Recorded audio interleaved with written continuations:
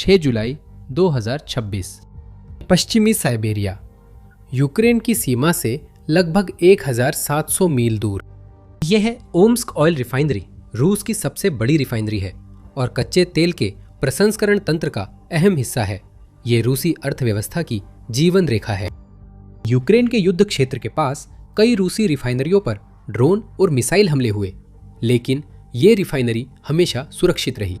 वास्तव में रूसी राष्ट्रपति व्लादिमीर पुतिन की नज़रों में ओम्स्क अछूता है। यह बस बहुत दूर है, रूस के विशाल क्षेत्र में बहुत गहराई में है, जिसे यूक्रेन कभी भी वास्तविक रूप से निशाना नहीं बना सकता। वह यही मानते हैं, मगर यह विश्वास अब राख होने वाला है। यूक्रेन ने युद्ध की आग और कहर को रूस के सबसे दूरदराज इलाकों में से एक तक पहुंचाकर पुतिन को फिर गलत साबित किया। 2022 में यह सोचना भी मजाकिया लगता था कि कीव की सेनाएं रूस के अंदर सैकड़ों मील दूर किसी भी लक्ष्य पर सफल हमला कर सकती हैं। यूक्रेनी सेना के पास ऐसा कुछ भी करने के लिए संसाधन ही नहीं थे और वह क्रेमलिन के हमलावरों की भीड़ और विशाल टैंक कॉलम से अपनी जमीन की रक्षा करने में ही पूरी तरह व्यस्त थी। रूसी तेल रिफाइनरियों पर गहरे अंदर तक किए जाने वाले हमलों की कल्पना भी कठिन थी। हालांकि 2025 तक हालात पूरी तरह बदल चुके थे और यूक्रेन की प्राथमिकताएं भी बदल गई थी। जैसे जैसे संघर्ष एक क्रूर और खूनी क्षयकारी युद्ध में बदल गया, कीव की सेनाओं ने एक स्पष्ट निष्कर्ष निकाला। पश्चिमी दुनिया की मदद के बावजूद वे कभी भी रूस का सीधी आमने सामने की लड़ाई में मुकाबला करने की उम्मीद नहीं कर सकते थे। जितना ज्यादा समय तक ऐसा संघर्ष चलता रहता, उतना ही धीरे धीरे लेकिन निश्चित रूप से रूस के पक्ष में संभावना बढ़ती जाती, क्योंकि भले ही यूक्रेन एक के बाद एक रूसी हमलावर समूहों को रोक सकता था और दर्जनों या सैकड़ों दुश्मन टैंकों को नष्ट कर सकता था, लेकिन उनकी जगह लेने के लिए हमेशा और टैंक तैयार खड़े रहते थे। कुछ बदलना था, इसलिए यूक्रेन के कमांडरों ने मोर्चे से आगे रूस की असली ताकत पहचाननी शुरू की। ना गोलियां, ना बम, ना ड्रोन, लेकिन तेल सिर्फ क्रेमलिन के टैंकों और बख्तरबंद गाड़ियों को चलाने का ईंधन नहीं था, बल्कि वही पूरी रूसी अर्थव्यवस्था की नींव भी था। यही तेल था जिसने पुतिन को एक ऐसा युद्धकोष दिया जो कभी खत्म होने वाला नहीं लगता था। यही विशाल रिफाइनरियों, पाइपलाइनों और टर्मिनलों का नेटवर्क था जिससे मॉस्को अपने प्राकृतिक संसाधनों का प्रभावी ढंग से दोहन कर सका। पश्चिमी प्रतिबंधों के बावजूद पुतिन बार बार उनके असर को झटकने में सक्षम रहे। उन्हें विश्वास था कि जब तक तेल और रिफाइनरियां चलेंगी, युद्ध अनिश्चित काल तक चल सकता है। यूक्रेन के लिए स्पष्ट था कि अगर उसे सबसे ज्यादा नुकसान पहुंचाना है तो उसे क्रेमलिन को सबसे ज्यादा चोट पहुंचाने वाली जगहों यानी रिफाइनरियों पर हमला करना होगा। और इसी तरह वह लंबा अभियान शुरू हुआ जिसे यूक्रेनी राष्ट्रपति Volodymyr Zelensky long range sanctions कहना पसंद करते हैं। रूसी ऊर्जा ढांचे पर ड्रोन और मिसाइल हमले। शुरुआत में हमले छिटपुट थे, लेकिन जैसे जैसे हफ्ते और महीने बीतते गए, ये हमले और नियमित होते गए। ये हमले तब और भी प्रभावी होने लगे जब यूक्रेनी ड्रोन ऑपरेटरों ने इन सुविधाओं के सबसे महत्वपूर्ण हिस्सों को पहचानना और निशाना बनाना शुरू किया, जैसे डिस्टिलेशन कॉलम, जो कच्चे तेल को प्रोसेस करके उसे अलग अलग उपयोगी और कीमती ईंधनों में विभाजित करने का काम करते हैं। इन हिस्सों को निष्क्रिय कर देने से देश की तेल प्रोसेसिंग क्षमता का बड़ा हिस्सा लगभग ठप हो गया और हर हमले का असर धीरे धीरे बढ़ने लगा। 2025 के अंतिम चरणों तक रूस उतना तेल प्रोसेस ही नहीं कर पा रहा था जितना वह साल की शुरुआत में करता था। इसका मतलब था युद्ध के लिए कम ईंधन, लोगों के लिए कम ईंधन और दुनिया भर में निर्यात करने के लिए भी कम ईंधन। हर नए हमले के साथ पूरे देश में घबराहट बढ़ने और फैलने लगी। क्रेमलिन कमांडरों को अपनी ऊर्जा अवसंरचना बचाने के लिए S-400 जैसी अहम वायु रक्षा प्रणालियां मोड़नी पड़ी। यह काम नहीं आया। ड्रोन लगातार आते रहे और 2026 की गर्मियों तक वे पहले से कहीं बड़े, बेहतर और ज्यादा खतरनाक हो गए थे। 27 जून। इस बिंदु से पहले हफ्तों में यूक्रेन ने रूसी रिफाइनरी, टर्मिनल, पाइपलाइन और ईंधन भंडारण पर कई सफल हमले किए हैं, लेकिन कीव अब इसे अगले स्तर पर ले जाएगा। ये अपने दुश्मन के खिलाफ विनाशकारी हमलों की एक श्रृंखला को अंजाम देने के लिए गर्मियों के साफ आसमान का पूरा फायदा उठाने के लिए उत्सुक है, ताकि जितना संभव हो सके उतना नुकसान पहुंचाया जा सके पुतिन को और गहरे और अंधेरे कोने में धकेलने के लिए, ताकि उसे या तो युद्ध समाप्त करने के लिए मजबूर किया जा सके या फिर पूरी तरह से विनाश का जोखिम उठाना पड़े। पहला हमला कुछ सेकंड में शुरू होने वाला है, क्योंकि यूक्रेनी कामिकाजे ड्रोन दुश्मन के ऊर्जा नेटवर्क के दो अहम केंद्रों की ओर बढ़ रहे हैं। पहला है स्लावियांस्क ऑयल रिफाइनरी, जो क्रास्नोडार क्षेत्र के स्लावियांस्क ऑन कुबान शहर में है। क्राइमियन प्रायद्वीप और काले सागर के जल से ज्यादा दूर नहीं, यह यूक्रेनी क्षेत्र से केवल कुछ 100 किलोमीटर की दूरी पर है, जिससे यह कीव के सबसे विनाशकारी ड्रोन और मिसाइलों की पहुंच में अच्छी तरह से आता है। स्लावियांस्क इको LLC की यह दक्षिणी रूस की सबसे बड़ी रिफाइनरियों में है। यही तेल को समुद्री ईंधन में बदलकर आपूर्ति की जाती है रूसी काला सागर बेड़े को, जिसका रूस ने पूरे संघर्ष के दौरान शक्ति प्रदर्शन करने और दक्षिण से यूक्रेन के कस्बों और शहरों पर ड्रोन और मिसाइल हमले करने के लिए इस्तेमाल किया है। यह विशाल रिफाइनरी पेट्रोल, फ्यूल, ऑयल और अन्य पेट्रोलियम उत्पाद बनाती है, जिनका बड़ा हिस्सा ब्लैक सी से शैडो फ्लीट जहाजों द्वारा निर्यात होता है। क्रेमलिन के खजाने के लिए लगातार और बड़ी मात्रा में राजस्व का स्रोत प्रदान करता है। जैसे ही एक ड्रोन झुंड यहाँ आया, दूसरा झुंड एक अलग दिशा में 1000 किलोमीटर दूर दूसरे लक्ष्य की ओर बढ़ा।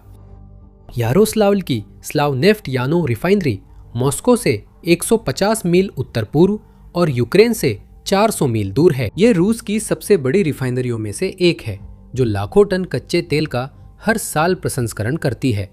ये मध्य रूस के लिए प्रमुख ईंधन आपूर्तिकर्ता और देश के ऊर्जा नेटवर्क में अग्रणी है। ये अच्छी तरह संरक्षित है। क्रेमलिन इस रिफाइनरी के महत्व को समझता है और उसने बेहतरीन वायु रक्षा तंत्र पश्चिमी क्षेत्रों में तैनात किए हैं। लेकिन ये यूक्रेन के ड्रोन को रोकने के लिए काफी नहीं, जो अंधेरे की आड़ में अपने लक्ष्यों की ओर तेजी से बढ़ते हैं। रात में ये S-400 और पेंटसिर S-1 वायु रक्षा प्रणालियों के पास से गुजरकर अपने लक्ष्य पर हमला करते हैं। अचानक यारोस्लाव और क्रास्नोडार की हवा मानव रहित हवाई वाहनों की भनभनाहट से गूंज उठती है।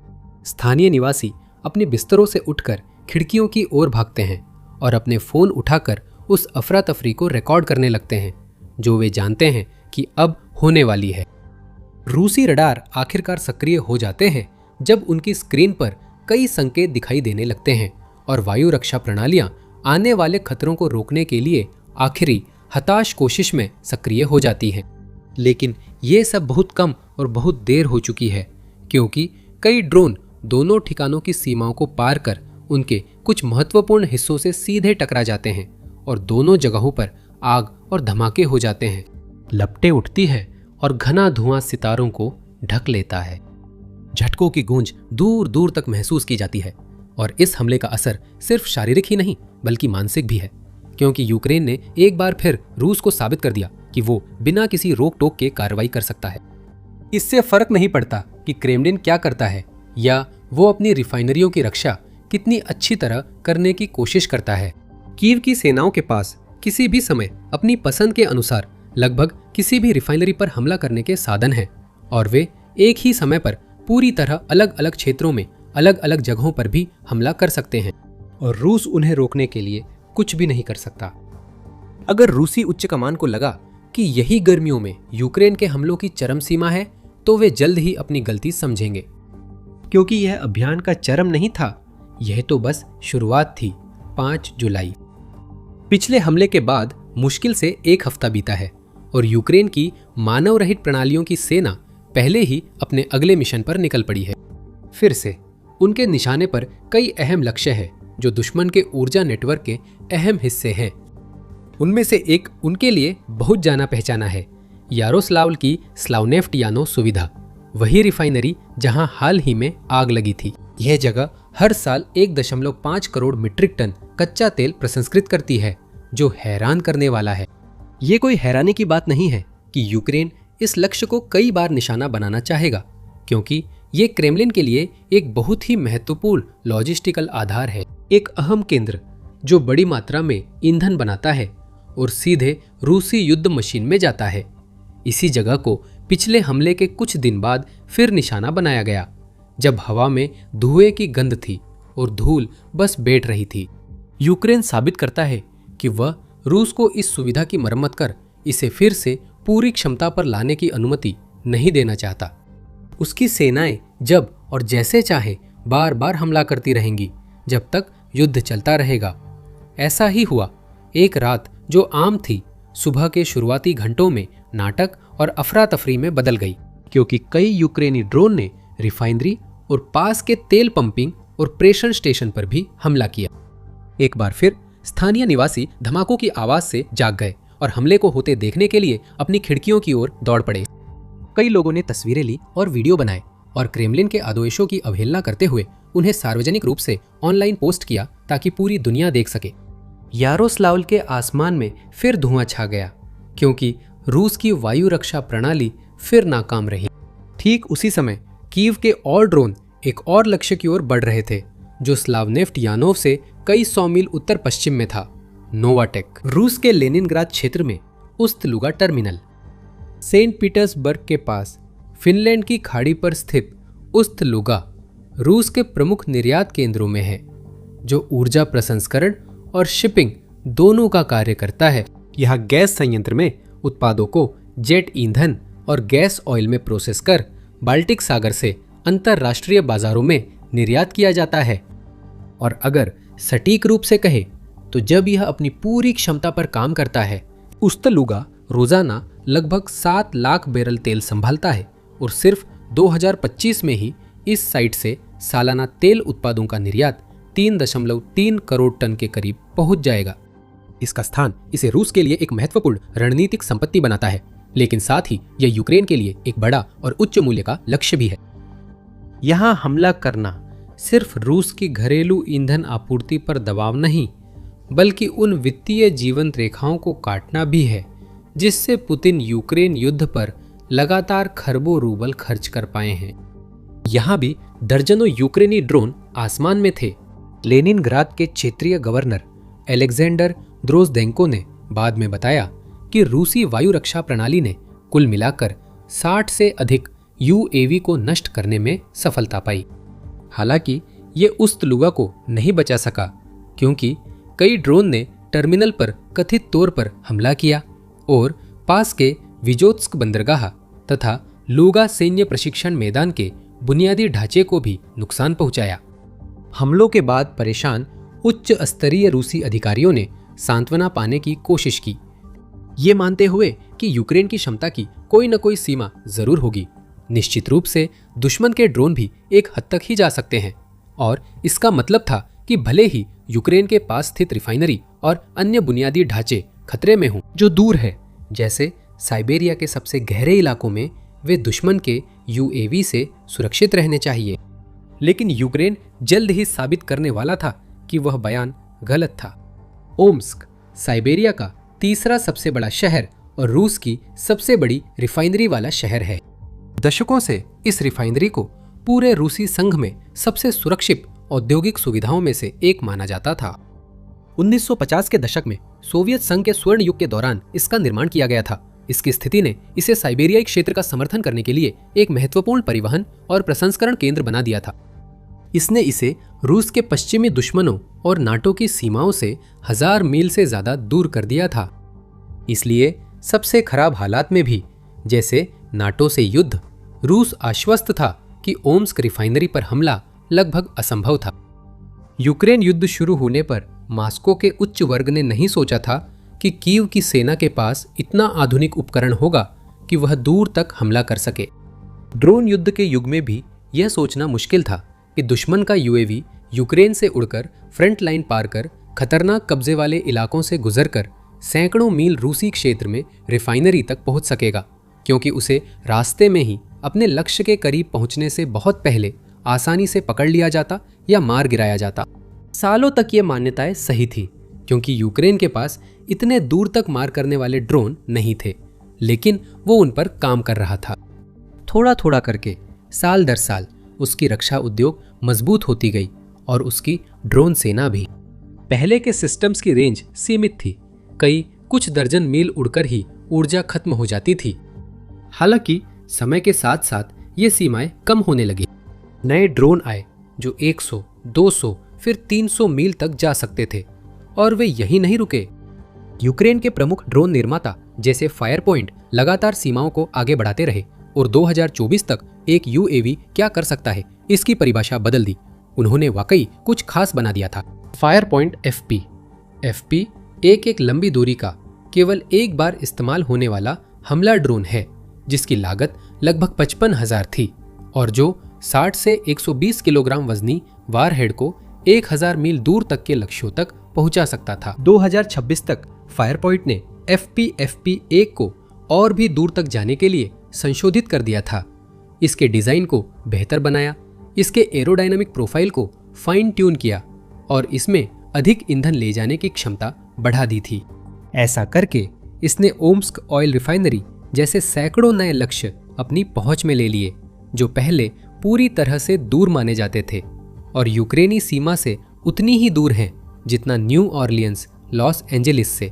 एक ऐसी जगह जो जंगलों, मैदानों, पहाड़ों, कस्बों और शहरों की सैकड़ों मील लंबी दूरी से अग्रिम मोर्चों से अलग है। रडार और हवाई रक्षा प्रणालियों की अधिकता के बावजूद असंभव लगने वाला लक्ष्य अचानक संभव हो गया। यूक्रेन के इंतजार या देखने का कोई इरादा नहीं था। यूक्रेन इस रिफाइनरी जिसे तेल की दिग्गज कंपनी गज़प्रोम चलाती है और जो हर साल लाखों टन कच्चे तेल का प्रसंस्करण करती है को अधिकतम क्षमता पर काम करते रहने नहीं देना चाहता था। तो 6 जुलाई की रात को यूक्रेन की मानव रहित प्रणालियों की सेना ने खुद को एक ऐसे ऑपरेशन के लिए तैयार किया जैसा उन्होंने पहले कभी नहीं किया था, अपने अब तक के सबसे दूरस्थ लक्ष्यों में से एक पर सीधा हमला करने के लिए। ओम्स्क ऑयल रिफाइनरी के कर्मचारियों और स्थानीय निवासियों के लिए 6 जुलाई की रात आम रात जैसी थी। उन्हें पता था कि यूक्रेन में युद्ध अब भी जारी है और यह धीरे धीरे रूस के क्षेत्रों में भी फैलने लगा है। उन्होंने समाचार रिपोर्टें देखी थी और सुर्खियां पढ़ी थी कि लेनिनग्राद और क्रास्नोदार जैसे स्थानों में रिफाइनरियों पर हमले हो रहे हैं। लेकिन उन्हें कुछ हद तक सुरक्षा का एहसास था क्योंकि उनका शहर संघर्ष से बहुत दूर था। कई वर्षों तक वे कुछ हद तक निश्चिंत होकर युद्ध को दूर से घटित होते देख सकते थे क्योंकि जब भी ड्रोन हमलों और विस्फोटों जैसी घटनाएं होती थी वे हमेशा बहुत दूर होती थी।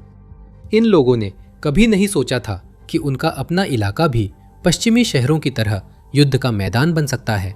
एक ही पल में वह भ्रम टूट गया जब यूक्रेनी ड्रोन ओम्स्क के हवाई क्षेत्र में घुसे और पूरे इलाके में हवाई हमले के सायरन बजने लगे।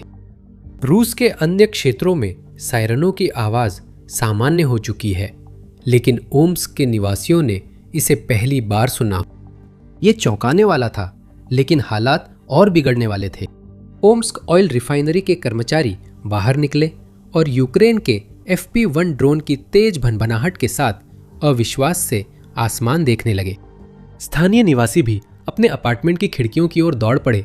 उनकी आंखें और स्मार्टफोन कैमरे क्षितिज पर किसी भी हलचल के संकेत को तलाशने लगे।